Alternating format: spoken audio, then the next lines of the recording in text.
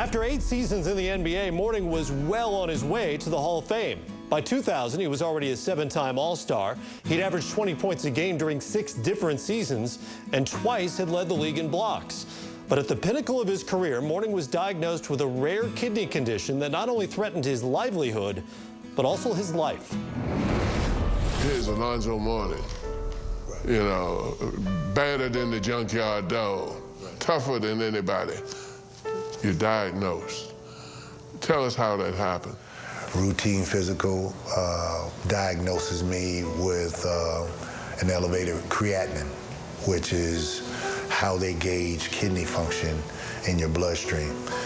And they sent me to a nephrologist, and that's a kidney doctor. And he ran more tests, and then he did a biopsy. And come to find out, the doctor told me that I had a rare kidney disorder, and I'm saying to myself, immediately, I'm like, okay, what's that all about? What pill do I need to take? Because that's how you're wired as an athlete. It's like, okay, wrap it up, throw some ice on it, take a pill, let's get back out there. Especially ice. Put some ice on it. Put some ice on it, take a pill, let's get back out there and play, and the doc told me, like, hey, this isn't one of those injuries. The doctor told you? Yes, he said, this isn't one of those injuries. He said, you're gonna have to step away from basketball and deal with this. He said, you're gonna probably need a kidney transplant within a year. And first I asked him, was I gonna be able to play ball again? And he's like... That was the first question you asked? That was the first thing I asked him. I said, well, am I going to be able to play ball again? And he's like, I don't know, it's up to you. And then I asked him, I said, is there a cure for this? And he said, no, there's no cure. You're going to need a transplant. And then the last question I asked him, am I going to die? And that was a stupid question. We're all going to die. Okay? Well, sooner than later, all right? Was I gonna die sooner than later? I can still mess with you. He paused for a minute. He didn't answer me immediately. He said, no, you're not gonna die. But I was very, very fortunate when I went through the surgical procedure, have the right doctors to implant this kidney without cutting certain parts of my abdominal wall that I use that athletes use when they're competing, which is a normal procedure for most transplants, for them to cut certain muscles. These doctors didn't cut those muscles. They pull them to the side and they tuck the kidney in there because they knew that if they cut those muscles, that would have been impossible for me to come back and play at the level that I did. When I found out about it, I quickly got on the phone and called him. We talked about it for a long time. And, I was one of the people who volunteered to give up a kidney if we matched. It so happened that we did match, but under his doctor's advice, I wasn't. They told me I shouldn't give it up because, I had high blood pressure and who knows what would happen to me somewhere down the line. Well, I remember going to New York and visiting him right after the surgery. And, he walked, he had this gown. It was like to the middle of his thighs. They didn't have one for him that was big enough, in the hospital. He just walked strong right towards me.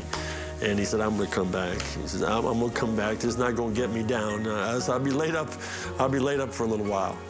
And so to see him broken was hard. I had a conversation with God. I told God, I said, God, I'm not done yet. Please give me my strength back so I can get back out there and accomplish that goal that I wanted, and that's all I was concerned about at that particular time, He answered my prayers. And you know what? I made a promise to him. I made a promise to God when I was laying in that hospital room with all those wires sticking out of me. And the day after my transplant, sitting in that room by myself, and I told him, I said, look, Lord, if you can give me my strength back, I promise you I'm going to use this experience to help as many people as I can.